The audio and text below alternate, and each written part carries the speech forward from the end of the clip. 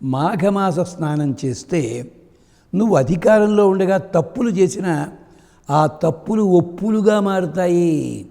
అది ఎలాగండి? వాడెవడో ఆవును తరుగుకుంటూ వచ్చాట కొడదామని చెప్పి, ఆవు దొరకలే, గుండ్రంగా తిరిగేసింది. తిరుగుతుంటే వీడు తిరిగాడు, 4 వీధులు తిరిగాడు. వాడు చటుక్కుని ప్రాణం పోయి ఊర్ధలోకానికి వెడితే యముడు అన్నాడు, వీడు స్వర్గానికి పంపిద్దున్నట్టే. ఇది కార్తీక మాసంలో వస్తుంది. అదేమిటి అన్నాడు, ఆవుని కొడదామని తిరిగిన వాడే పొరపాటుని అక్కడ శివాలయం విష్ణాలయం ఉన్నాయి, ఆ 4 రోడ్ల మధ్య నేను ప్రదక్షిణ చేశాడు రా అన్నట్టు. అంటే యాదృచ్ఛికంగా చేసిన మంచి కూడా ఫలితం ఇస్తుంది ఒక్కొక్కసారి, మనకి తెలియదు. ఇలాంటివి చాలా ఉన్నాయి, చెప్పడానికి మహాభారతం అవుతుంది అంచేతలాగా. అంచేత నువ్వు అలా చెప్పాను, మళ్ళీ చెప్తా వినిపించుకో. ఇది ఏమంటారు? సప్త సంతానములు అంటారు. సప్త సంతానములంటే ఇళ్ళు కట్టుట, అలాగే పంటలు పండించుట, చెట్లు వేయుట, చెరువులు తవ్వుట,